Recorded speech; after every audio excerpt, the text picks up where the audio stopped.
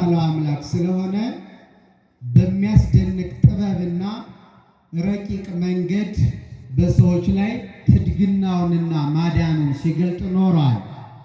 መጽሐፍ ቅዱስ በጠቅላላ የእግዚአብሔር ማዳንና ትድግና የተገለጠበት ቅዱስ መጽሐፍ ነው። እግዚአብሔር በሰዎች ላይ ማዳኑን ሊገልጥ በወደደ ጊዜ ለዚህ ሥራ የሚፈልጋቸው ደጋግ ሰዎችን፣ ቅዱሳንን፣ ቅኖችን ይመርጣቸዋል። እግዚአብሔር ሁል ጊዜ መሳሪያ ሊያደርጋቸው የሚፈልጋቸው ሰዎች አሉ። በእነሱ አድሮ ወገኖቹን ከባርነት፣ ከመከራ፣ ከረሃብ፣ ከስደት፣ ከጭንቅ ነገር ሁሉ ይታደጋል። አስቀድሞ በነቢዩ በሙሴ አድሮ ባሕረ ኤርትራን ከፍሎ እስራኤልን ከፈርዖን ባርነት ታድጓል። በየዘመናቱ በተነሱ አበው፣ በነቢያት፣ በመሳፍንት፣ በቅዱሳን ነገሥታት፣ በኋላም በሐዋርያት፣ ከዚያም በሊቃውንት በሐዋርያውያን አበው በየዘመናቱ ሕጉን በሚጠብቁ ቅዱሳን እያደረ ወገኖቹን ይታደጋል። በዛሬ ትምህርታችን ውስጥ እስራኤልን ከጠላቶቻቸው ሊታደግበት ስለፈለገው ስለ አንድ ሰው መነሻ አድርገን እንማራለን። ስሙ ጌዴዎን ይባላል። መጽሐፈ መሳፍንት ምዕራፍ 6 ቁጥር 1 ጀምሮ ስናነብ እንዲህ የሚል ቃል እናገኛለን። እስራኤል በእግዚአብሔር ፊት ኃጢአት ሰሩ ይላል። በማን ፊት ንገሩኛ? በማን ፊት?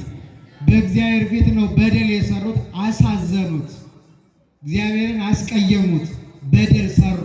እስራኤል የእግዚአብሔር ወገኖች ናቸው። ለልዩ ትእዛዙ አምልኮቱ የተጠሩ ትንቢት የተነገረላቸው ሱባኤ የተቆጠረላቸው ናቸው። እግዚአብሔር ወዳጆቹ ነቢያት ትንቢት የተኑት ያዝናል። ልክ አሁን በዚህ ዓለም አንድ አባት በጣም የሚያዝነው ልጁ ሲያሳዝነው ነው ወይስ የጎረቤት ልጅ ሲያሳዝነው ነው? በልጁ በጣም ይከፋዋል። ባቀረበው ቆርሶ ባጎረሰው ቀዶ ባለበሰው ባሳደገው ሲሆን የበለጠ ሐዘኑ ይከፋል። እስራኤልም ነቢያት ተልከውላቸው መጻሕፍት ተጽፈውላቸው ሕግ ተሰርቶላቸው ሲበድሉ እግዚአብሔር በጣም ያዝናል። መምህር ያልተላከለት መጽሐፍም ያልተጻፈለት አካል ቢበድል አያስገርምም፣ ጥንቱን ሕግ የለውም። ሕግ ያለው አካል ሲበድል ግን እግዚአብሔር ያዝናል እና በእግዚአብሔር ፊት በደል በደሉ ይለናል። ከዚያ በኋላ እግዚአብሔርም ወደ እርሱ እንዲመለሱ ፈልጎ ምድያማውያን ለሚባሉ የእስራኤል ጠላቶች አሳልፎ ለ7 ዓመት ሰጣቸው ይላል። ለስንት ዓመት? 7 ዓመት እንዲገዟቸው አስጨንቀው አሳልፎ ሰጠ። እግዚአብሔርን በሕግ በአምልኮ የምንረሳው ከሆነ የማንመለስ ከሆነ በየጊዜው የምንበድል ከሆነ የማናስበው መከራ ይመጣል። ሊያጠፋን ወዶ አይደለም፣ መከራው እንዲመልሰን ማለት ነው። ብዙ ጊዜ በእኛ ሕይወት ውስጥ ሰው ጤነኛ ሲሆን፣ ሀብት ሲያገኝ፣ ነገሮች ሲስተካከሉለት ከእግዚአብሔር ይሸሻል። ጤና ሲያጣ፣ ሀብት ሲፈልግ፣ ያልተቃና ነገር ሲኖረው እንዲቃናለት ግን ይቀርባል። ስለዚህ ሰው ወደ እግዚአብሔር እንዲቀርብ እግዚአብሔር ጤናውን መቀማት ነበረበት ማለት ነው። አንዳንድ ሰው እንደዛ የሚሆን በጤንነቱ ጊዜ ከኪዳን ከቅዳሴ ከቁርባን ከሌላው ይርቃል። ጤና ባገኘ ጊዜ ሲታመም ግን ኪዳን አድራሽ ይሆናል፣ አብልጦ ይቀርባል። እና አንዳንድ ፈተናዎች ወደ እግዚአብሔር መቅረቢያ መንገዶቻችን ናቸው። እና እስራኤልን ለጠላቶቻቸው አሳልፎ በመስጠት ከመከራው እንዲያወጣቸው፣ ከመከራ የሚያወጣ እግዚአብሔር ስለሆነ እንዲያወጣቸው አጥብቀው ወደ እርሱ እንዲጮሁ ነው ወደ መከራው ያቀረባቸው። እና 7 ዓመት ሙሉ በምድያማውያን ባርነት ውስጥ ወደቁ፣ አሰቃዩአቸው በጣም። እንደውም መጽሐፍ ቅዱስ እንደዚህ ይላል፣ ክርስቲያኖች ምን ይላል? በጣም አስጨንቀው ስለገዟቸው ከነሱ ለማምለጥ ጉድጓድና ዋሻ እየቆፈሩ በዚያ ውስጥ ይኖሩ ነበር ይላል። ካገኟቸው ይገሏቸዋል። ስለዚህ መኖር ስለማይችሉ ጉድጓድ ቆፍረው እንደ ቀበሮ እንደ ሌላው አውሬ በጉድጓድ ውስጥ እስኪኖር ድረስ የተጨነቀ ኑሮ ኖሩ። ይህ ብቻ አይደለም። ወደ ሀገራቸው ዘምተው ይመጡና የተከሉትን ተክል ነቅለው ንብረታቸውን አውድመው ቀምተው ብዙ ፈተና ደርሶባቸው ልክ እንደ አንበጣ መንጋ መጥተው ወረው ያላቸውን ንብረት ዘርፈው የተረፈውን አውድመው ይመለሱ ነበረ። ለ7 ዓመት መከራቸው ሲጸና እና ከሰው በታች ሲኖሩ ከዚህ ሁሉ መከራ የሚያወጣን የሚያድነን ትድግናውን የሚገልጥልን ከአምላካችን ውጭ ሌላ የለም ብለው ወደ እግዚአብሔር ጮሁ ይላል። ወደ ማን ጮሁ? ድምጻቸው አይሰማም። ወደ ማን? ወደ እግዚአብሔር ጮሁ። ከመከራ የሚያወጣ ማን ነው? ክርስቲያኖች፣ ከጭንቅ የሚያወጣ ማን ነው? ከስደት አይሰማውም ማለት ነው። መከራው አይገባውም ማለት ነው። ዝም ይላል። መከራውን እየጨመረ ይበቃናል፣ ታደገን፣ ማዳንን በእኛ ግለጥ ማለት ሲገባው ሰው ዝም ይላል። እነርሱ ግን መከራው በጣም ስለጎዳቸው በአንድ ሆነው ወደ እግዚአብሔር ጮሁ። ከዚያ መከራ ሊያወጣ የሚችል እግዚአብሔር ስለሆነ ወደ እርሱ ጮሁ ይላል። ይህኔ እግዚአብሔር ጩኸታቸውን ሰምቶ የምስራቹን የሚናገር ማዳኑን የእግዚአብሔርን ማዳን የሚገልጥ መልአክ ከሰማይ ተልኮ ወደ እስራኤላውያን መጣ ይላል። ከማን ተልኮ? ከእግዚአብሔር። የእግዚአብሔር ማዳን እንዴት እንደሆነ እንዲያሳይ እና እስራኤልን ደግሞ እግዚአብሔር መታደግ የፈለገው ጌዲዮን በሚባል ሰው ነው አድሮ ነውና መልአኩ ወደ ጌዲዮን መጥቶ እንዲህ አለው፣ አንተ ጽኑ ኃያል ሰው እግዚአብሔር ካንተ ጋራ ነው አለ። አንተ ጽኑ ኃያል ሰው እግዚአብሔር ካንተ ጋራ ነው አለው። ይሄ ቃል በጣም ደስ ይላል። ከእግዚአብሔር ጋር ከመሆን በላይ ምን ክብር አለ? ምን ጸጋ አለ? አሁን ያለነው ከማን ጋራ ነው? ንገሩኝ። ከማን ጋር? ከእግዚአብሔር ጋራ ነው። ከዚህ በላይ ክብር አለ ክርስቲያን? ከዚህ በላይ ጸጋ፣ ከዚህ በላይ ሞገስ እኮ የለም። ምንም ባይኖረን እግዚአብሔር ስላለን ብቻ ደስ ይለናል። ደስ አይላችሁም? ከሁሉ የነጻን ብንሆን እግዚአብሔር ካለን ግን ሁሉ አለ። እግዚአብሔር ከሌለ ግን ሁሉ ቢኖረን ባዶ ነን። ሁልጊዜ ክርስቲያኖች ሕሊና እግዚአብሔርን መፈለግ አለበት፣ ያለ እርሱ ተስፋ ስለሌለ እና መልአኩ መጣና እግዚአብሔር ካንተ ጋራ ነው አለው። ይሄ በጣም ትልቅ ንግግር ነው እና ጌዲዮን እንዲህ አለው መልአኩ፣ ለመሆኑ እግዚአብሔር ከኛ ጋራ ቢሆን እንዴት የሁሉ መከራ ይደርስብን ነበረ አለው። ትናንትና በአባቶቻችን ያደረገው ተአምራቱ ወዴት ሄደ? በ9 መቅሰፍት፣ በ10ኛ ሞተ በኩር፣ በ11ኛ ስጥመተ ባይ አባቶቻችንን ከባርነት ታድጎ ለርስታቸው ያበቃ አምላክ እርሱስ የት አለ? ታምራቱስ ወዴት ሄደ? እግዚአብሔር ከኛ ጋር ቢሆን ኖሮ ይሄ ሁሉ እንዴት መከራ ይደርስብን ነበር አለ። አይገርማችሁም ክርስቲያኖች? አንዳንድ ጊዜ በሕይወታችን መከራ ሲበዛ እግዚአብሔር እንዴት ትቶናል እንጂ ረስቶናል እንጂ ባይረሳንማ እንዴት እንደዚህ እንሆን ነበረ ብለን እንጠይቃለን። የሚገርማችሁ እንደዚህ ሆነን ራሱ ያለ ነው እግዚአብሔር ስላልረሳን ነው። ማን ስላልረሳን? በመሃል እጁ እኮ ነው ያለ ነው። ቅዱስ ጴጥሮስ ጌታን ጠይቆታል። ለመሆኑ ትተኛለህ ብሎታል። ለመሆኑ ታንቀላፋለህ ባለው ጊዜ ለቅዱስ ጴጥሮስ በጽዋ ውሃ ሰጥቶ ጠብቅ አለው። ለጥቂት ጊዜ ጠብቆ ጴጥሮስ አንቀላፋ። ከዚያ ውሃው ተደፋ፣ ጽዋው ተሰበረ እና ጌታ ጴጥሮስ እንዲህ አለው፣ አየህ በባህሬ እንቅልፍ ቢኖርብኝ ኖሮ ይህ ዓለም እንደዚህ ውሃ ተደፍቶ እንደ ጽዋው ተሰብሮ ያድር ነበር ብሎታል። ስለዚህ የኖርነው ተኝተን የተነሳ ነው፣ እዚህ የመጣ ነው፣ ለምስጋና የቆም ነው ማን ስላለ ነው?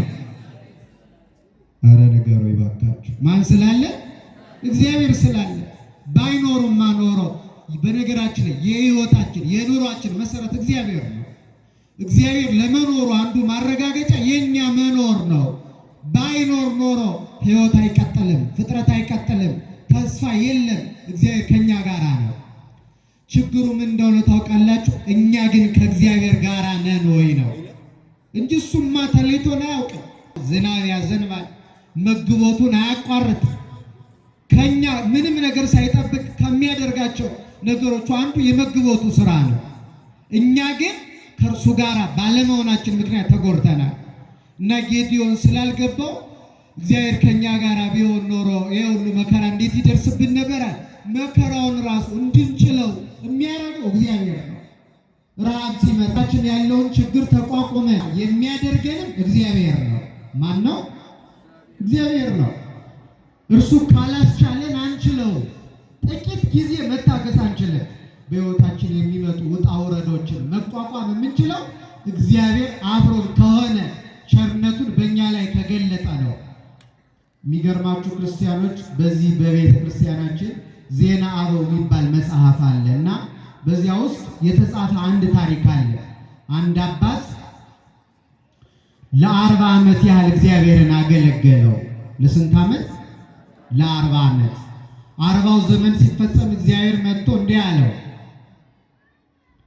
እንደ ስራህ ልስጥህ ወይስ እንደ ቸርነቴ፣ እንደ ማዳኔ፣ እንደ ትድግናዬ፣ እንደ ይቅርታዬ አለው። እንደ ስራህ ወይስ እንደ ቸርነቴ አለው። ይህ አባት እግዚአብሔር ያለ እግዚአብሔር እርዳታ ምንም እንደማይደረግ ገና ስላልገባው እንደ ስራዬ ስጠኝ እንጂ ቸርነትንማ በዓለም ላለው ለኃጢአተኛው አድርገው፣ እኔማ 40 ዓመት ጾሜ ጸልዬ መከራ ተቀብዬ እኮ ነው እንደ ስራዬ ስጠኝ አለው። ቸርነቱን እንዲረዳ እግዚአብሔር ተለየው ይላል።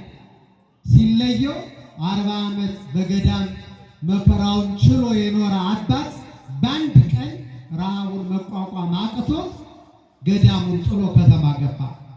ልክ 40 ዓመት ረሃቡን፣ ጥሙን፣ የሌሊቱን ቁር፣ የቀኑን ሐሩር፣ ድምፀ አራዊቱን፣ ጸባ አጋንንቱን እንዲታገስ ይረዳው የነበረ እግዚአብሔር ነበረ። አሁን እርሱ ተለየው፣ ከተማ ገባ፣ የሚዘከረው አጣ። እግዚአብሔር የተለየውን ሰው ማን ይራራለታል? ሰው እኮ ባካችሁ እርዱኝ ስንል የሚራራልን ማን አብሮ ከሆነ? እግዚአብሔር የሰውን ልቡና ካራራ። እሱ ከሌለ ግን ምን ተስፋ አለ? እና ሰውን ለመነ፣ የሚዘከረው አጣ። አንድ ቀይ ጎልማሳ ፊት ለፊት ላይ አይቶ ሄዶ እባክህ እንጀራ ስጠኝ አለው። በእኛ ሀገር እንጀራ ያለ ገንዘብ አይገኝም፣ ክፈልና ውሰድ አለው። እኔ ምን ሀብት አለኝ? ያለኝ ሀብት አለው 40 ዓመት እግዚአብሔርን ያገለገልኩበት ጊዜ ነው የኔ ሀብት አለው። 40 ዓመት ነው፣ ሌላ ሀብት የለኝም፣ በገዳም ነው የኖርኩኝ ሲለው ለካ በቀያ ጎልማሳ አምሳል የሚያናግረው ሰይጣን ነው። ለካ 20ውን ዓመት ካድልኝና አንድ እንጀራ ልስጥህ አለው። ስንቱን ዓመት? 20ውን ዓመት ካደው። ለ20 ዓመት እግዚአብሔርን አላውቅም ነበረ፣ አላመለኩትም ብሎ ካደ። እንጀራ ሰጠው፣ በላ። ሰው በልቶ የሚጠግብ ጠጥቶ የሚረካ ለብሶ የሚሞቀው ማን አብሮት ሲሆን? እግዚአብሔር አብሮት ሲሆን። አሁን ተለይቶታል፣ በላ፣ ራበው። አሁን 40 ዓመት ነበረ፣ 20ውን ሽጧል። ስንት ቀርቶታል? 20 ነው የቀረው። አሁን ደግሞ ስጠኝ ሲለው የቀረውን ትክዳለህ አለ። አዎ ብሎ ክዶ እንጀራ ተቀበለ፣ በላ። አሁንም ራበው። ስንት ቀረው? ምንም ባዶ። እግዚአብሔር የተለየው ሰው ሕይወቱ አይባረክለት፣ አገልግሎቱ ለበረከት አይሆነው። በመከራ ውስጥ ነው የሚያልፍ። 40ውም አለቀ በሁለት እንጀራ። አሁንስ ምን ቀረ አለ። አሁንማ ሃይማኖት የቀረችኝ አለ። የጾምኩባት፣ የጸለይኩባት፣ የሰገድኩባት እሷን የቀረች፣ እሷን ትክዳለህ አለ። ተጨነቀ በጣም። ረሃቡን ማስጨነቀው፣ ሃይማኖትን ከካርኩማ ምን ተስፋ አለኝ ብሎ ሁለቱ አስጨነቀው። ያኔ የእግዚአብሔር መልአክ ቅዱስ ሚካኤል መጣና ከፊቱ ቆመ። የብርሃን ሰይፉን አሳየው። ያኔ ወደ ልቡ ተመልሶ አቤቱ ጌታዬ እንደ ቸርነት አድርግልኝ ብሎ ለመነው። ሲለምነው እግዚአብሔር ታርቆ ከእድሜያው ላይ 30 ዓመት ጨመረው። እንደገና እግዚአብሔርን አገልግሎ አርፎ በክብር ገነት ገብቷል። ይህ አባት ያለ እግዚአብሔር ፈቃድ፣ ያለ እግዚአብሔር እርዳታ ግን ምንም ማድረግ አይቻልም። ስለዚህ እኛንን እንጂ ከእግዚአብሔር ጋር ያልሆነው እግዚአብሔር ከእኛ ተለይቶ አያውቅም። በመከራም ውስጥ፣ በጭንቅም ውስጥ፣ በረሃብም ውስጥ በእያንዳንዱ ሁኔታ የምንችልበትን አቅም እየሰጠ እግዚአብሔር ከእኛ ጋር ነው እና መልአኩ ምን አለው? አንተ ጽኑ ኃያል ሰው እግዚአብሔር ካንተ ጋር ነው አለ። ከዛ እንዲህ ያለው መልአኩ ለመሆኑ ከእግዚአብሔር ተልከ የመጣ ከሆንክና እግዚአብሔርን በእኔ አድሮ ተአምር የሚሰራ ሕዝቡን የሚያድን ከሆነ አንድ ነገር እንድታደርግልኝ ይፈልጋለሁ። ጠብቀኝ፣ መስዋዕት ልሰዋ አለ። ግንዱ ረብርቦ ስጋ አርዶ ስጋውን እንጨቱ ላይ አድርጎ መልአኩ ይጠብቀው ነበረ ጌዲዮን መስዋዕት እስኪያቀርብ። ያኔ እግዚአብሔር መልአክ በትር ይዞ መጥቶ ነበርና በበትሩ ያንን የመስዋዕቱ ደሙንና ስጋውን መልአኩ ነካው ይላል። ያኔ ከድንጋዩ ስጋው ካለበት ድንጋይ እሳት ወጥቶ መስዋዕቱን አቃጠለው። አሁን እግዚአብሔር እስራኤል ሊታደግ ጊዜው መድረሱ በዚህ ታወቀ። በፊቱ በጌዲዮን ፊት የቆመው የእግዚአብሔር መልአክ እንደሆነ ታወቀ። ይሄንን የቤተ ክርስቲያናችን መተርጉማን ሲተረጉሙ ያ መልአኩ የእግዚአብሔር ምሳሌ ነው፣ የያዘው በትር ደግሞ የእግዚአብሔር የመዓቱ የቁጣው ለእስራኤል የቸርነት ለጠላቶቻቸው ደግሞ የመዓት ምሳሌ ነው። በዚያ በእንጨቱ ስጋውን ሲነካው ስጋውና ደሙ አንድ ላይ ተቃጠለ። ስጋው የጠላቶቻቸው የምድያማውያን ነው። ስለዚህ እግዚአብሔር በቸርነቱ በጌዲዮን እጅ ጠላቶቻቸውን አጥፍቶ ከመከራ እስራኤል ሊታደግ እንደሚችል በዚህ መንገድ ተገለጠ ማለት ነው። ይህ ከሆነ በኋላ መልአኩ ወደ ሰማይ አረገ። ከዛ እግዚአብሔርን እንዲህ አለው፣ ጌዲዮን በእኔ አድረህ በእኔ እጅ ወገኖችን እስራኤልን የምትታደግ ከሆነ አንድ ምልክት እንድታደርግልኝ ይፈልጋለሁ አለው። ከቃሉ ጋር ናችሁ? አንድ ምልክት እንድታደርግልኝ አለው። እርሱ ምልክት ምንድን ነው? አደርግልሃለሁ፣ አዘጋጅ አለው። የኔ ጌዲዮን የበግ ፀጉር ማለት ነው፣ ባዘቶ እንደ ጥጥ የሆነ እሱን ጸምር ይባላል። እርሱን መሬት ላይ ልዘርጋውና ጠል ከሰማይ ወርዶ ጸምሩ ላይ ወይም ባዘቶ ላይ የበጉ ፀጉር ላይ ይረፍ። ባዘቶ የሌለበት ዳርና ዳሩ ደግሞ ዝናብ አይንካው፣ ጠል አይውረድበት፣ ደረቅ ይሁን። ይህን ምልክት አድርግልኝ አለው። ይሄ እኮ ተአምር ነው ክርስቲያኖች። አሁን አስቡት፣ ነጠላችሁን አንድ ቦታ ዘርግታችሁ ዝናብ እየዘነበ ዝናቡ ነጠላችሁ ላይ ብቻ አርፎ ዳርና ዳሩ ደረቅ ሊሆን እንዴት ይችላል? ይህ በጣም ተአምር ነው። ሁለተኛ ይህን አደረገለት እግዚአብሔር። ጠል ከሰማይ ወረደ፣ ጸምሩ ላይ አረፈ፣ ዳርና ዳሩ ደረቅ ሆነ። አሁንም ሁለተኛ ምልክት አድርግልኝ አለው። ምን ላድርግልህ ሲለው አሁንም ጠል ከሰማይ ይውረድ፣ ነገር ግን ጸምሩን አይንካው፣ ዳርና ዳሩን ብቻ ይውረድ፣ ጸምሯ ግን ደረቅ ትሆን፣ አይንካው ጠሉ አለው። ይህንም እግዚአብሔር አደረገለት። ይህንን ተአምር ማድረግ የሚቻለው ማን ነው? ክርስቲያን እግዚአብሔር ነው። ይህን በጌዲዮን ገለጠ። ይህ ግን የተወደዳቸው ኦርቶዶክሳውያን በኋላ አምላካችን ከእመቤታችን ተወልዶ ዓለምን እንደሚያድን በዚሁ በእስራኤል ታሪክ ውስጥ በምስጢር እየነገረን ነበር። ለካ የመጀመሪያው ለጊዜው ለእስራኤል ሲሆን የሚወርደው ጠል የመጀመሪያው የእግዚአብሔር ምሕረት ምሳሌ ነው። የማን ምሕረት? የእግዚአብሔር ምሕረት ምሳሌ። ያ ጸምሩ የእስራኤል ዳርና ዳሩ ደግሞ የጠላቶቻቸው። ስለዚህ ጠሉ ጸምሩ ላይ ወረደ፣ ዳርና ዳሩ ደረቅ ሆነ ማለት ምሕረት እግዚአብሔር የእግዚአብሔር ምሕረት በእስራኤል ወረደ። ምሕረቱ ግን ለምድያማውያን ሳይሆን ቀረ። እስራኤልን እንደሚታደግ በዚህ ገለጠ። ሁለተኛው ደግሞ ጠሉ ወረደ፣ ጸምሩን ሳይነካ ዳርና ዳሩ ደረቅ ሆነ። ጠል ሆነ፣ ጸምሩ ግን ደረቅ ሆነ። ይሄ ደግሞ ጠሉ የመቅሰፍት እግዚአብሔር የእግዚአብሔር ቁጣ፣ የእግዚአብሔር ቁጣ በጸምሩ ላይ በእስራኤል ላይ አልወረደም። ዳርና ዳሩን ነካ ማለት ጠላቶቻቸውን አጥፍቶ ለነፃነት እንደሚያበቃቸው እግዚአብሔር ገለጠ ማለት ነው። ይህ ለጊዜው ነው። ለፍጻሜው ግን ይህች ጸምር ንጹሐ ግምጃ ባዘቶ ወላዲተ አምላክ ናት። ማናት? ምነው ድምፃቸው የደከመ? ማናት? ስሟን እስኪ ጥሯት። ወላዲተ አምላክ ጸምሯ የጌዲዮን ጸምር የምትባለው አባ ሕርያቆስ ይህን ተርጉሞ የጌዲዮን ንጹሕ ባዘቶ ጸምር አንቺ ነሽ ይላታል እመቤታችንን። ያ ከሰማይ የወረደው ጠል ደግሞ መድኃኔዓለም ነው። በመጀመሪያ ለጌዲዮን የተገለጠው ምልክት ጠል ከሰማይ ይውረድ፣ ጸምሩ ላይ ይረፍ፣ ዳርና ዳሩ ግን ደረቅ ይሆን ማለት እግዚአብሔር ወልድ ከሰማይ ይወርዳል፣ ከድንግል ማርያም ከስጋዋ ስጋ ከነፍሷ ነፍስ ነስቶ ሰው ይሆናል። ከሌሎች ሴቶች አይወለድም። የሚወለደው ከድንግል ማርያም ነው ማለት ነው። ከእርሷ ተወልዶ እንደሚያድነን በዚህ ምልክት ውስጥ ገለጠለት። ሁለተኛው ደግሞ ያ ጠል የዘራ ወራዙት ምሳሌ ነው። ሁለተኛው ትርጓሜ የወንዶች ዘር ምሳሌ ነው።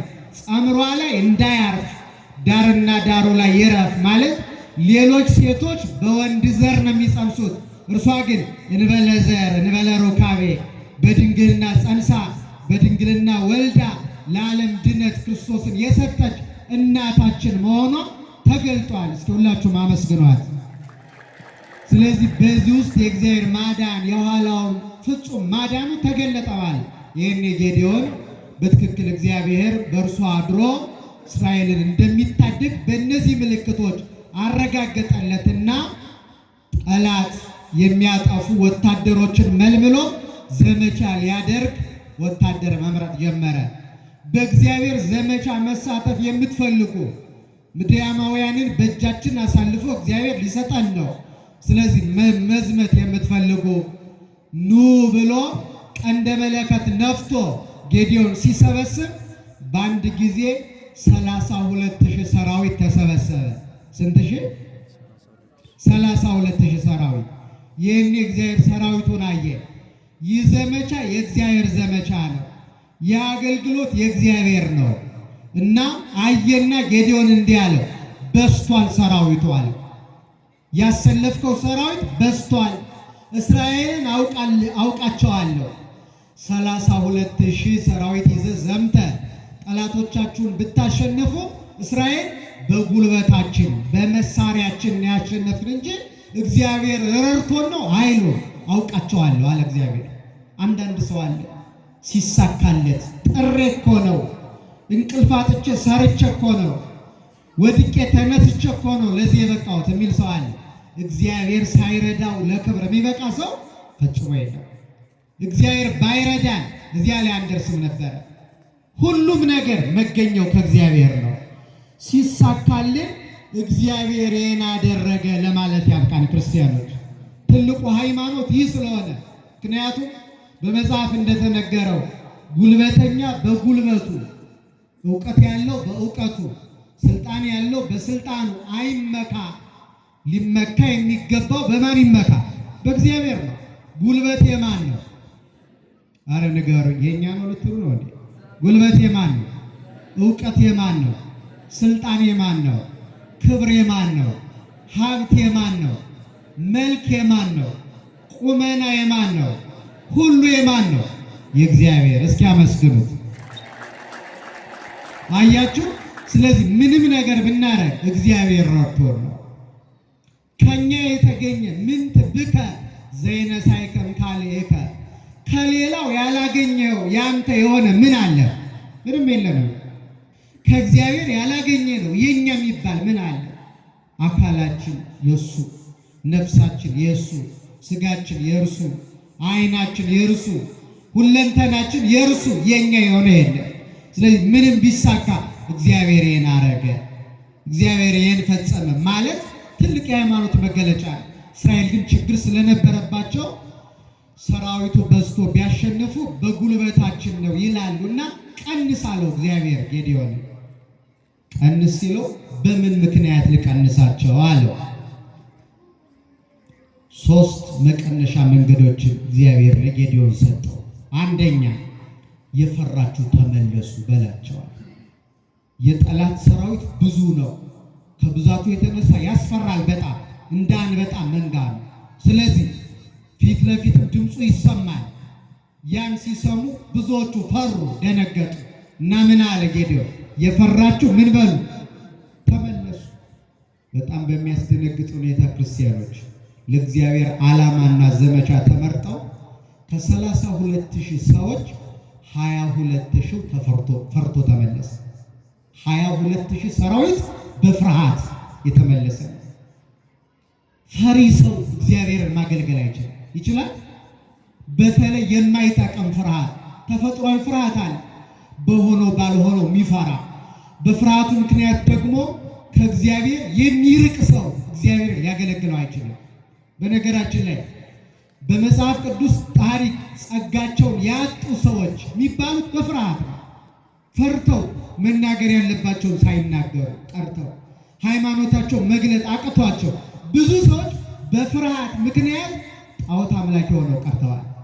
በፍርሃት ምክንያት ጠንቋይ ቤት ለጠንቋይ ቤት ሲዞሩ ይኖራሉ። በፍርሃት ምክንያት ከቅድስናው መቅደስ የራቁ ብዙ ሰዎች አሉ። አንዳንድ ፍርሃት እንዴት እንደሚጎዳ አታስታውሱትም? ሊቀ ሐዋርያት ቅዱስ ጴጥሮስን ፈርቶ አንተ ከናዝሬቱ ከኢየሱስ ጋር ነበርክ፣ ንግግር ያስታውቅብሃል ሲሉት የምትሉትን ሰው አላውቀው እኮ ነው ያለው። በጣም ብዙ ሰው በዘመናችን ቤተ ክርስቲያኒቱን አላውቃትም ያሉ አሉ። ፈርተው በፍርሃት ከቤተ ክርስቲያን ጎን ቢቆሙ ጉዳት ይደርስብናል ብለው ፈርተው ፍርሃት ክፉ፣ ይህን የማይጠቅመው ፍርሃት ክርስቲያኖች በጣም የክርስትና እንቅፋት ነው። አታስታውሱትም? በማቴዎስ ወንጌል ምዕራፍ 25 ላይ ያ የወርቁ ባለቤት ለአንዱ 5 ለአንዱ 2 ለአንዱ 1 መክሊት የሰጠው እርሱ ምንድን ነበር ያለ? ባለ 5ቱ 5 ባለ 2ቱ 2 አተረፈ፣ ባለ አንዱ ግን መሬት ቆፍሮ ቀበረው ይላል። ጌታው ሊቆጣጠራቸው ሲመጣ ሁለቱ አትርፈው ተገኙ። ወደ ጌታችሁ ደስታ ግቡ ተባለ። አንደኛውን ቅረብ ተባለ። አምጣ ሲባል ሌባ እንዳይቀማኝ ብዬ ወርቄን መሬት ቆፍሬ ቀበርኩታል። አያችሁ፣ ሌባ ይሰርቀኛል ብሎ ወርቁን ቀብሮ አፈር ጋር ደባልቆ የኖረ ነው። በፍርሃት ምክንያት ጸጋውን የቀበራል። እግዚአብሔር የሰጠውን ሀብት የቀበራል። መድኃኔዓለም ከእንዲህ አይነት ፍርሃት ክርስቲያኖች ይሰውረን በቸርነቱ። በጣም መጥፎ ስለሆነ ቀበረው። ይህ ሰው ምንድነው የተደረገው? ጥርስ ማፋጨት ወዳለበት ወደ ጨለማ ቦታ ውሰዱት ነው የተባለ እና እንዲህ ያለ ፍርሃት ይጎዳል። 22,000 ሰራዊት ወደኋላ የተመለሰው በፍርሃት ምክንያት ነው። ፈርቶ ከቁርባን የራቀ ከንስሐ የራቀ ኃጢአት ብሰራስ ልክ እንደዚህ ሰው አንዳንዱ ሰው ሃይማኖቴን ብገልጥ መናፍቃን ተከራክረው ቢረቱኝ ብሎ ሃይማኖቱን ደብቆ ያያዛል። መግለጥ ነው እንጂ መድኃኒቱ መማር ነው እንጂ ሃይማኖትን ሰውሮ ልናበራ ሲገባ ጨልመን መኖር ተገቢ አይደለም እና መጥፎን ፍርሃት ማራቅ ክርስትና አያሳፍርም። ከቃሉ ጋር ናችሁ? ክርስትና ምን አይልም? አያሳፍርም። ገልጠን ነው የምንኖረው። በእኛ ዘመን ክርስቲያን መባል የሚያሳፍራቸው ሰዎች ይኖራል። እንዴት ሰው በክርስቶስ ያፍራል? እንዴት በቤተ ክርስቲያን ያፍራል?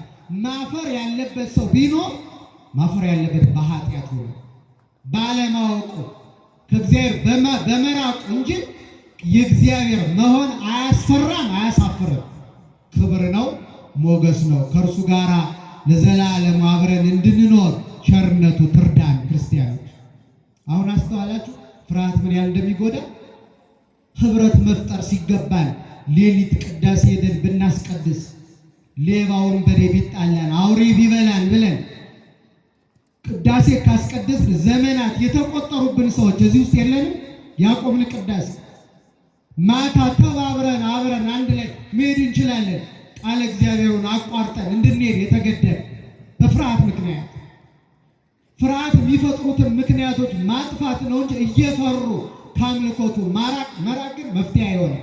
ብቆርብሳ ኃጢአት ብሰራሳ እንዲህ ባረግስ እንዲህ በሆንስ እያሉ ቅዱስ ቁርባን ከመቀበል ተከልክለው የሚኖሩ በፍርሃት አለ። በሀገራችን በገጠሩ ክፍል ብቆርብስ ዓይኔ ቢጠፋስ ብለው እስኪሞቱ የማይቆርቡ ክርስቲያኖች አሉ። እንዴት ተመልከቱ! እንዴት ያለ አሳሰብ በሕሊናቸው ውስጥ እንዳደረ። ይህ እንዲህ ያለው ፍርሃት የማይጠቅም ነው። መድኃኔዓለም ያርቅልን። በጎ ለመስራት መፍራት የለብንም። እግዚአብሔርን ወደን የምናደርገው ስለሆነ እና 22,000 ሰራዊት ተመለሰ። ከዛ ስንት ቀረ?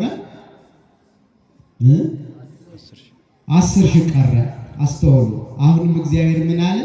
10,000 ሰው በዝቷል አለ። አይገርማችሁም? አሁን ብዙ ጊዜ ብንበዛ ብንሰፋ እንደ ቤተ ክርስቲያን በጣም ደስ ይለናል። ጌታ ሐዋርያትን ሲልካቸው ወደ ዓለም ሁሮ መሃሩ ውስተ ኩሉ አጽናፈ ዓለም ወስብኩ ወንጌለ ለኩሉ ፍጥረት፣ ለፍጥረት ሁሉ ወንጌል ስበኩ ተብሏል። የቤተ ክርስቲያን ዓላማ ሰው ሁሉ ወደ በወንጌል መረብነት አጥምዶ ለክርስቶስ ማቅረብ ነው። ሌላ ዓላማ ያላት ዓለም በሙሉ ወደ ክርስቶስ እንዲመጣ እንፈልጋለን። ግን ምንድነው ካላችሁ ደግሞ ብዙ ጊዜ የሚያስደስተን ደግሞ ብዛታችን ነው። ማነሳችን ያሳዝነናል። መብዛት በጣም ጥሩ ነው፣ ግን ደግሞ በእግዚአብሔር ዘንድ ሞገስ የሚኖረው ምን እንደሆነ ታውቃላችሁ? ጠርቶ መገኘት፣ የጠራ ክርስቲያን ነው። በጣም ብዙ ሰው ሲመጣ ሰውን ያስደስታል። እግዚአብሔር ግን ከነዚያ መካከል ለሱ የሚሆኑትን ይመርጣል እግዚአብሔር። አሁን አስተውሉ። ቁጥራችን ብዙ ሆኖ ግን ከሕጉ ከአምልኮቱ የራቅ ስጋው ደግሞ ማንቀበል ንስሐ ማንገባ ብንሆን ክርስትናችን ምኑ ላይ ነው? እና እግዚአብሔር ብዛታችን አይደለም በዋናነት የሚያየው ጥራታችንን፣ የልባችን ንጽህና ነው እግዚአብሔር የሚያየው። ጥራት ያያል። ቅዱስ ዮሐንስ አፈወርቅ ይሄን እንዲህ ብሎ ይገልጠዋል። በሰባ ትካት ዘመን የኖህ ዘመን ሰዎችን እግዚአብሔር አጥፍቶ ኖህን አተረፈው። ያ ሁሉ ሰው ጠፍቶ የተረፈው ኖህ ነው ከነቤተሰቦቹ። በሰዶምና በገሞራ ደግሞ ሎጥን አትርፎ ሰባ ሰዶም ወገሞራን አጠፋቸው። በብዛት የጠፋው ይበዛል፣ የተረፈው ጥቂት ነው። እግዚአብሔርን ግን የሚያስጨንቀው በዚያ ብዙ ሕዝብ መካከል ቅዱሳኑን እንዴት እንደሚያተርፍ ነው። ደጋጎቹን እንዴት እንደሚያድን ነው። ለምን ይልና ከብዙ እልፍ ኃጥአን ይልቅ በእግዚአብሔር ዘንድ አንድ ጻድቅ ይበልጣል ይላል። ስንት ጻድቅ? ከብዙ እልፍ ኃጥአን እግዚአብሔርን ከማያውቁ ከሕጉ ከአምልኮቱ ከራቁ የክርስትና መልክና ስም ያላቸው እውነተኛ ክርስቲያኖች ካልሆኑት ጥቂት ጻድቃን ይበልጡበታል። እና ሁልጊዜ መከራውን ማሳጠር የሚፈልገው እና ማትረፍ የሚፈልገው እነዚያን የጠሩትን ነው። እና ጠርተው ከተገኙት እግዚአብሔር ከሚጨነቅላቸው ውስጥ እንድንሆን የእግዚአብሔር ቸርነቱ ትርዳን። ክርስቲያኖች አሁን አስተዋላችሁ? 10,000 ሰው ቀረ። አሁንም ግን በዝቷል አለ እግዚአብሔር። ይሄን ጌዴዎን ምን አድርጌ ለለያቸው ሲለው ወደ ወንዙ ሰዳቸውና እንዴት እንደሚጠጡ ተመልክተህ እንደ ሰው ያልጠጡትን አስመልሳቸዋል። እንደምን ያልጠጡትን? እንደ ሰው። የሚያስፈልገው እንደ ሰው የሚጠጣ ነው። እንደ ሰው ነው የሚፈልገው። ሰው ያልሆነ አይፈለግም። ምክንያቱም ሰው ሳይሆን ሰው እግዚአብሔር እንዴት ያገለግላል? በእኛ ዘመን እኮ በሚገባ ማገልገል ያቃተን ለምን እንደሆነ ታውቃለህ? ሰው ሳንሆን እኮ ነው። ሰው ስላልሆነ። ሰው መሆን ትልቅ ማዕረግ ነው። ክርስትናማ ከዚያ በላይ ነው።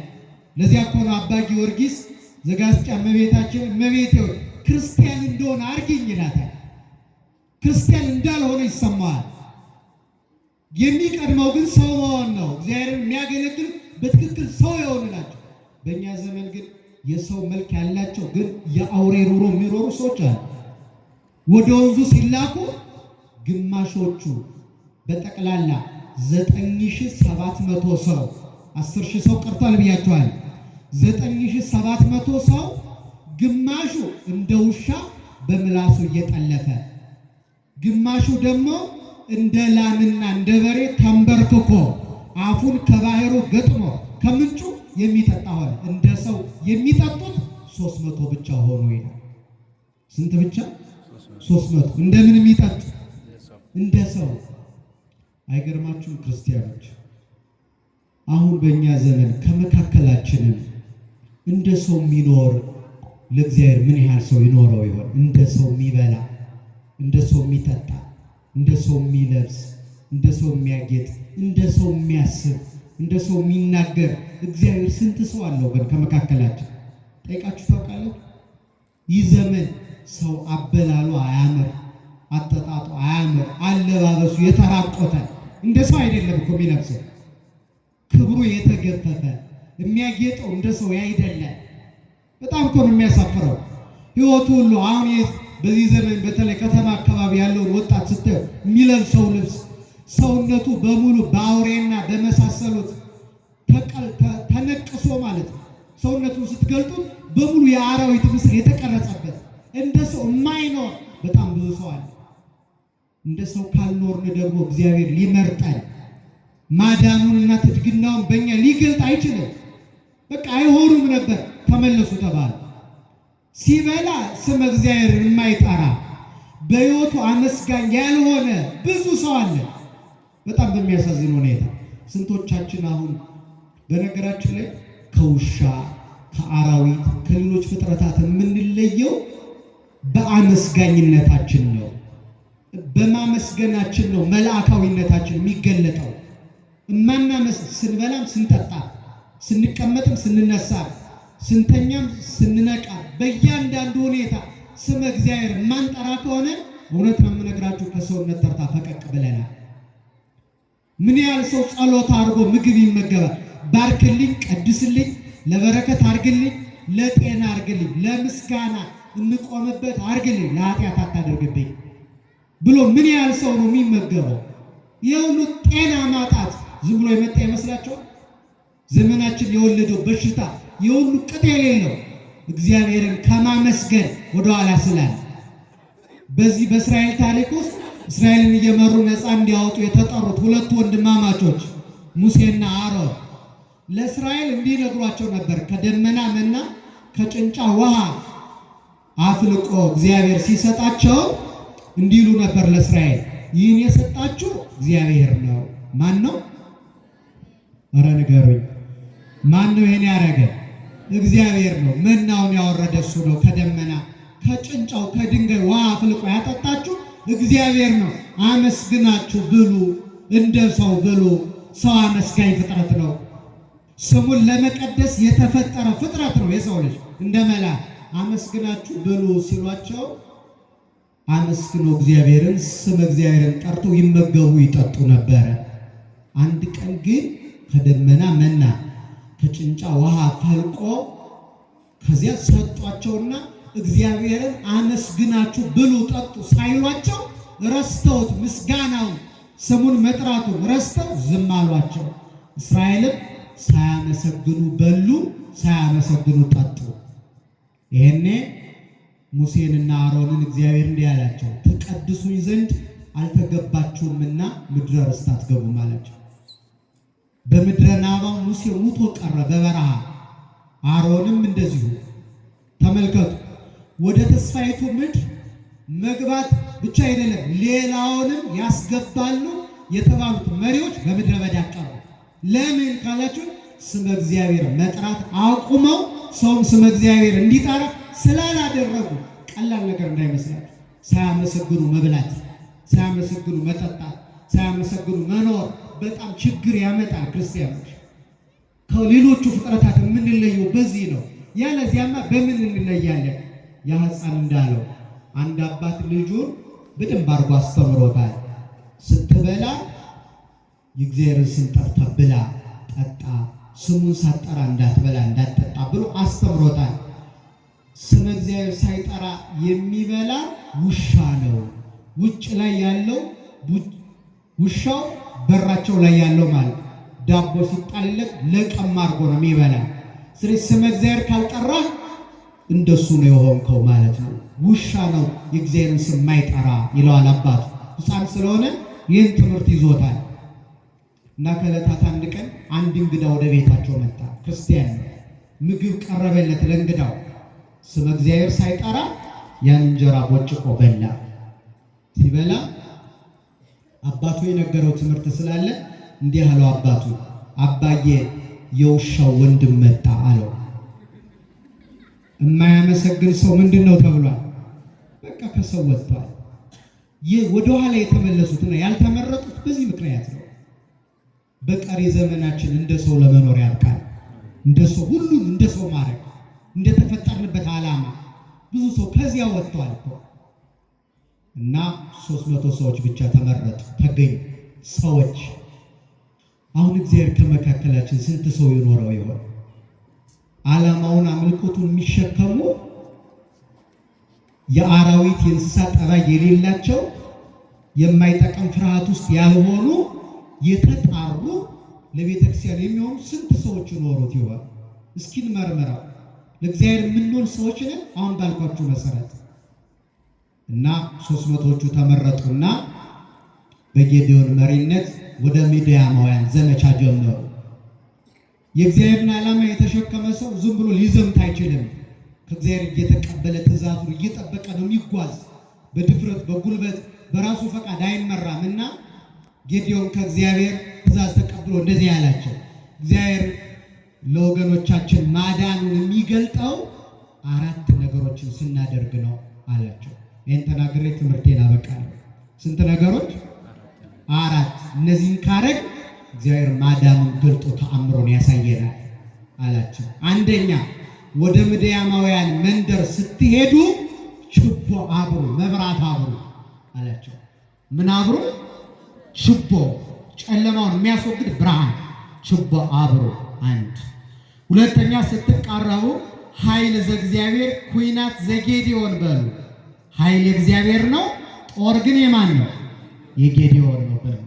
ጦር የጌዲዮን፣ ኃይል እግዚአብሔር በሉ አላቸው። 3ኛ፣ ቀንደ መለከት ንፉ አላቸው። ቀንደ መለከት ንፉ። 4ኛ፣ ባዶ ማሰሮዎችን ይዛችሁ ሂዱና እዚያ ስትደርሱ ባዶ ማሰሮቻችሁን ስበሩ። ያኔ በጠላቶቻችን ልብ እግዚአብሔር ፍርሃት ያሳድራል። ያኔ አገሩን ጥለው ይጠፋሉ አላቸው ጌዲዮን። 300 ሰዎቹ ዘመቱ፣ ችቦ እያበሩ ኃይል የእግዚአብሔር ነው፣ ጦር የጌዲዮን ነው እያሉ ቀንደ መለከት እየነፉ ሲደርሱ ባዶ ማሰሮቻቸውን ሰባብረው ሲጥሉ የ300 ሰራዊት ድምፅ አይመስልም፣ የብዙ እልፍ አእላፋት ሰራዊት ድምፅ ነው የሚመስለው። ደንግጠው አገራቸውን ጥለው እስከ ዮርዳኖስ ባህር ድረስ ሸሹላቸው። ጠላቶቻቸውን ድል አደረጉ። ከእስራኤል ጋር የነበረ እግዚአብሔር ስሙ የተመሰገነ ይሁን። አታመሰግኑትም? የተወደዳቸው ኦርቶዶክሳውያን፣ እኛ ስላለፈው ስለ እስራኤል ታሪክ ተርከን ልናበቃ አይደለም ይህን ትምህርት የጀመርነው። እግዚአብሔርን በእኛ ሕይወት ውስጥ ማዳኑን ትድግናውን ሁልጊዜ ይገልጣል። ከወዲህ ዓለም ወደዚህ ዓለም መጥቶ ከጌዲዮን ጸምር ከአማናዊቷ የጌዲዮን ጸምር ከድንግል ማርያም ተወልዶ ማዳኑን ገልጧል። እግዚአብሔር በነቢያት የተነገረው ትንቢት በአበው የተመሰለው ምሳሌ ተፈጽሟል። ክርስቶስ ነፃ ካወጣን በኋላ ግን እንደገና ጠላቶቻችን መዘናጋታችንን አይተው አጋንንት ክፉ ፈቃዳችን ያን ያዳነንን አምላክ በሕግ በአምልኮ መዘንጋታችንን አይተው ወረሩን፣ አስጨነቁ። አጋን በብዙ ፈቅ በኃጢአት በክፋት በተንኮል አሰሩን።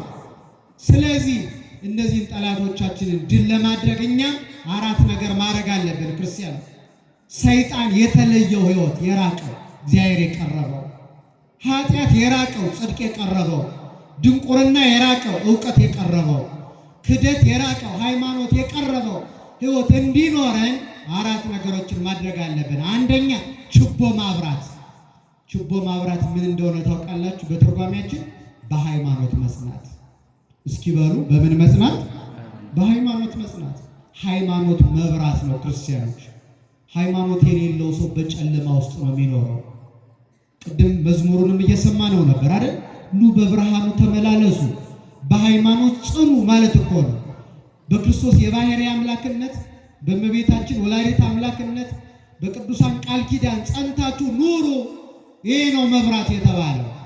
በዚህ በማቴዎስ ወንጌል ምዕራፍ 25 ላይ እነዚህ 10 ደናግል ሙሽራውን የተቀበሉት ምን እያበሩ ነው? መብራት እያበሩ። ያ መብራት ሃይማኖት እኮ ነው። ሃይማኖት ሳይኖረን ከእግዚአብሔር ጋር ልንኖር አንችልም። አጋንንትን ድል ማድረግ አይቻልም። በሃይማኖት ስንቱን አደረጉት አባቶቻችን። ሰማዩን ለጉመው 3 ዓመት ከ6 ወር የሰማይን እንደ መስኮት እንደ በር ከፈቱት፣ ዘጉት። ይሄ የሆነ በሃይማኖት ነው። በሚያስደንቅ ሁኔታ ባሕር ከፍለው በየብስ የተሻገሩ ውሃውን እንደ ግድግዳ አቆሙት አባቶቻችን። ይህ የሆነው በሃይማኖት ነው። በምድርም በሰማይም ድንቅ ተአምር የሰሩት ፀሐይ ያቆሙት ትናንት እንደሰማነው በሃይማኖት ነው። በሀገራችን በጣም ብዙ ተአምር የሰሩ አበዋል ያን ፀሐይ ያቆሙ ድንቅ ያደረጉ እነ ይምርሃነ ክርስቶስ ቅዱሳን ካህናት ከ4ቱ ኢትዮጵያውያን ካህናት ነገሥታት አንዱና የመጀመሪያው የሆነው ይምርሃነ ክርስቶስ ሲያቆር ዜና ሕይወቱን እየሰሙ ከመላው ዓለም ምዕመናን ይመጡ ነበርና ቆራቢ በዝቶ መሸ። ያን ጊዜ ጸልዮ ፀሐይን በኢትዮጵያ ምድር አቆመ፣ አቁርቦ እስኪጨርስ ድረስ። ይህ የሆነው በሃይማኖት ነው። ሳራ በ90 ዓመቷ ይስሐቅን የወለደች፣ ኤልሳቤጥ በ90 ዓመቷ ዮሐንስ መጥምቅን የወለደችው በሃይማኖት ነው። አብርሃም የሚወደውን ልጁን ሊሰዋ ለእግዚአብሔር ወደ ተራራ ይዞ የወጣ በሃይማኖት ነው። ክርስቲያኖች እንኳን ሌላ የተሰወሩ አባቶቻችን ከሞት ያመለጡት በሃይማኖት ነው። ቅዱስ ጳውሎስ እንደተናገረው በተአምኖ ፈለሰ ሄኖክ ከመ ይርአዮ ለሞት፣ ሞትን እንዳያይ ሄኖክ በሃይማኖት ከሞት ተሰወረ ይላል። ስለዚህ ሃይማኖት መብራት ነው። በዚህ ብርሃን እየተመላለስን እንዳንኖር፣ ከዚህ ሃይማኖት ከወጣን ጨለማ ውስጥ ነው የገባነው። እዚህ ከሆነ ግን በብርሃን እየተመላለስን ነውና ችቦ ማብራት አጋንንትን ያርቃል፣ ክፉ ነገርን ያርቃል። በሃይማኖት ስንጸና ልባችን በደስታ ይመላል። ሁላችንም በሃይማኖት ያጽናል። ሁለተኛ በክርስትናችን ውስጥ ስንኖር ሁልጊዜ እንዲንበል ኃይል የእግዚአብሔር ነው። ጦር የማን ነው? የጌዴዎን ነው። አካሉ የኛ ሊሆን ይችላል፣ አንደበቱ የኛ ሊሆን ይችላል፣ ጉልበቱ የኛ ሊሆን፣ ኃይሉ ግን የማን ነው? የእግዚአብሔር። እግዚአብሔር ካልረዳን ምንም አናደርግም። ያለ እግዚአብሔር ፈቃድ አጥር ቅጥር ነው ረድኤተ እግዚአብሔር። አጥር ቅጥር ያለው ተክል አውሬና ወንበዴ አውሬ ገብቶ ጥሶ ፍሬውን አይበላም። ረድኤተ እግዚአብሔርን የሚተማመን ሰው በፍጹም ጠላት አያጠቃው። አሁን እኮ መጠጊያችን ሌላ ሆኖ እኮ ነው የተቸገረ። የምንመካበት ሌላ አለ በሕይወታችን። አንዳንዱ በዘሩ ይመካል፣ አንዳንዱ በቋንቋው፣ አንዳንዱ በእውቀቱ፣ አንዳንዱ በስልጣኑ፣ አንዳንዱ በዘመዶቹ፣ አንዳንዱ በማንኛውም ኃላፊ ነገር ይመካል። የሚገርማችሁ ግን ኃይሌ ማን ነው? ከሁሉ ማን ይቀድማል? አረ ንገሩኝ፣ ማን ይቀድማል? አንድ ምሳሌ ልንገራችሁ በዚሁ አጋጣሚ። አንድ አባት አንድ ካህን መስቀል ቢያውሱኝ በጣም ደስ ይለኛል። ምሳሌው የበለጠ እንዲረዳላችሁ። በክርስቲያኖች ሕይወት ውስጥ ኃይሌ ማን ነው ብያችኋለሁ። አረ በጋ ብላክ ተናገሩ። ደህና ናችሁ? ግን ኃይሌ ማን ነው? ይሄ መስቀል ይታያችኋል። አንድ ታላቅ የቤተ ክርስቲያን አባት እንደዚህ ይላል፣ በክርስቲያኖች ውስጥ ሕይወት ውስጥ ክርስቲያናዊ ሕይወት የመስቀል ሕይወት ነው ይላል እና መስቀል መከራ ነው የሚለውን ትርጉም ብቻ አይደለም የሚያብራራው። ይህ አባት የመስቀል ሕይወት ነው ይልና ክርስትና በትክክል የገባቸው ክርስቲያኖች የሚኖሩት ሕይወት እንዲህ አይነት ሕይወት ነው፣ እንዲህ ነው መስቀሉን የሚኖሩት ይልና ይህን ሲያስረዳ የመስቀሉ ይሄ ላይኛው ጫፉ እግዚአብሔር ነው ይላል። የላይኛው ከሁሉ በላይ የሆነው ይሄ መስቀሉ መካከለኛው ደግሞ ክርስቲያኖች ሰዎች ናቸው፣ መሀል ላይ ያሉት ከእግዚአብሔር በታች። ከዚህ ከመስቀሉ ጫፍ ደግሞ ታችኛው ይላል፣ ታችኛው ኃላፊው ነገር ምድሩ፣ ርስቱ፣ ዘመዱ፣ መልኩ፣ ቁመናው፣ ቤቱ፣ ንብረቱ፣ ልጆች፣ ትዳሩ ሁሉ የሚበላው የሚጠጣው፣ ዝናው፣ ክብሩ ሁሉ ኃላፊ ከመስቀሉ በታች ነው ይላል። የሰማችሁ ነው? ከምኑ በታች? ከመስቀሉ በታች ነው ይልና ሲገባቸው እግዚአብሔርን ከሁሉ በላይ እነሱ ከእርሱ በታች፣ ቀጥሎ ደግሞ ኃላፊውን ነገር ከነሱ ራሱ በታች አድርገው ይኖራሉ ይላል። ክርስትና የማይገባቸው ክርስቲያኖች ግን መስቀሉን እንዲገለብጡታል ይላል። እንደዚህ ሲገለብጡት እግዚአብሔር ከየት ሆነ? ከታች።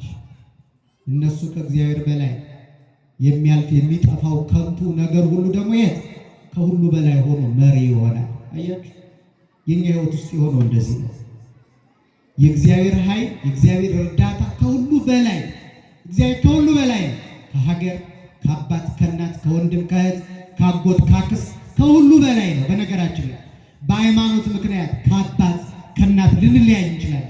ምክንያቱም እግዚአብሔር ከሁሉ በላይ ስለሆነ። ለዚህ እኮ ነው አብርሃምን ከሀገር ውጣ ከዘመዶች ተለይ ሲለው እግዚአብሔር ከአባት ከዘመድ ከወገን ከሀገር በላይ ስለሆነ ጣዖት የሚመለክበትን ሀገር ትቶ እግዚአብሔር ወደሚያሳየው ሀገር ሄደ። ስለዚህ ሁለተኛው ኃይል የእግዚአብሔር ነው፣ ሁሉ በላይ እግዚአብሔር ነው። እንዲህ ለማለት ያብቃን ሁላችንን።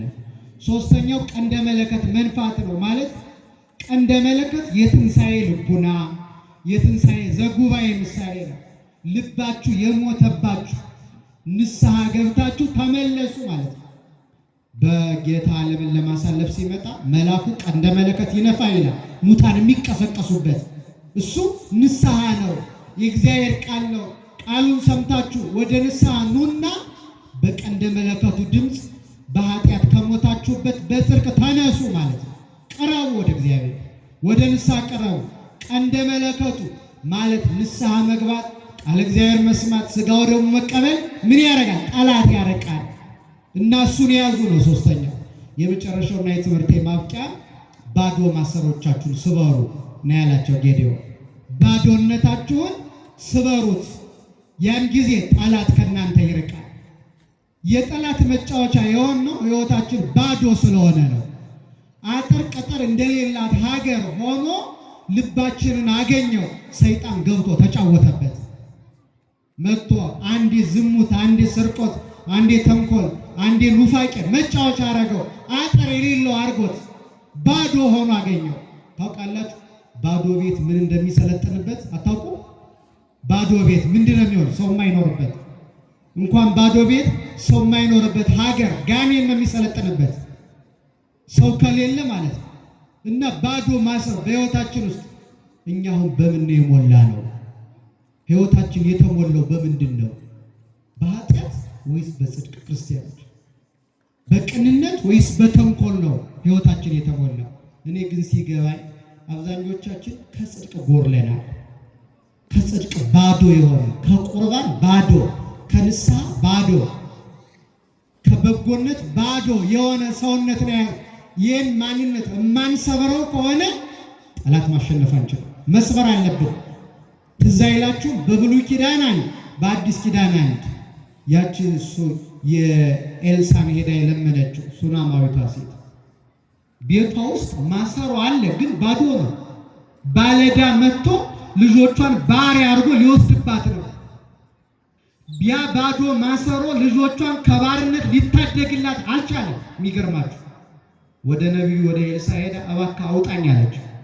እሱ ጸልዮ ያ ባዶ ማሰሮ በዘይት ሲሞላ ዘይቱ ተሽጦ ልጆቿ ከባርነት ነፃ ሆኑ። ያ ባዶ ማሰሮ የኛ ሕይወት ምሳሌ ነው። ክርስቲያኖች በዘይት በጸጋ እግዚአብሔር በንስሐ በቁርባን በቅዱሳት መጻሕፍት በቃለ እግዚአብሔር ሞልተን ከባርነት ነፃ መውጣት አለብን። ከዲያብሎስ ባርነት፣ ከሱ አሰራር መስበሪያን ወይ መሙላት ወይ ያን ማንነት መስበር። ሀፍረት እኮ ነው ባዶነት። ክርስቲያኖች ሰው ወደኛ ሲቀርብ ባዶ ሆኖ ቢያገኘን ምንድን ነው የሚለው? ይጠጋል። ከሩቅ እኮ ነጋዴያን ሲመጡ ዛፍ አይተው ከጠሉ አርፈው ውሃ ጠጥተን እንሄዳለን ብለው ወደ ወንዙ ሲመጡ ወንዙ ባዶ ሆኖ ቢያገኙት ምንም ይገጥማቸው? አያፍሩም? አይተክዙም? አያዝኑም? የቃና ዘገሊላው ሰርግ ትዝ አይላችሁ? ገና እንግዳው እየመጣ ገና እንግዳው እንደተጀመረ ጠጁ አለቀ፣ እንጀራው አለቀ፣ ወጡ አለቀ። በነገራችን ላይ ብዙ ጊዜ ስለ ጠጁ ማለቅ ነው የሚነገረው፣ ግን እንጀራውም አልቋል፣ ወጡም አልቋል። ሰርግ ነው፣ እንግዳ እየመጣ ነው። ባዶ ማሰሮ ነው ያለው፣ ባዶ መሶብ ነው ያለው፣ ባዶ ወጭት ነው ያለው። ሀፍረት እኮ ነው። ታውቃላችሁ? ከዚህ ሀፍረት ግን ያን ሰው ማን አዳነችው? ወላዲተ አምላክ። ያን ባዶ ማሰሮ በአማላጅነቷ ውሃው ወደ ወይን ተለውጦ ከሀፍረት እንዲድን አደረገችው። በእመቤታችን ቃል ኪዳን አማላጅነት፣ በቅዱሳን ጸሎት፣ በእኛ ጥቂት ጥረት ባዶነታችን ተሰብሮ ለክብር እንድንበቃ አምላካችን በቸርነቱ ይርዳን። ያስተማረን አምላካችን ምስጋና ይግባው። እግዚአብሔር ይስጥልኝ።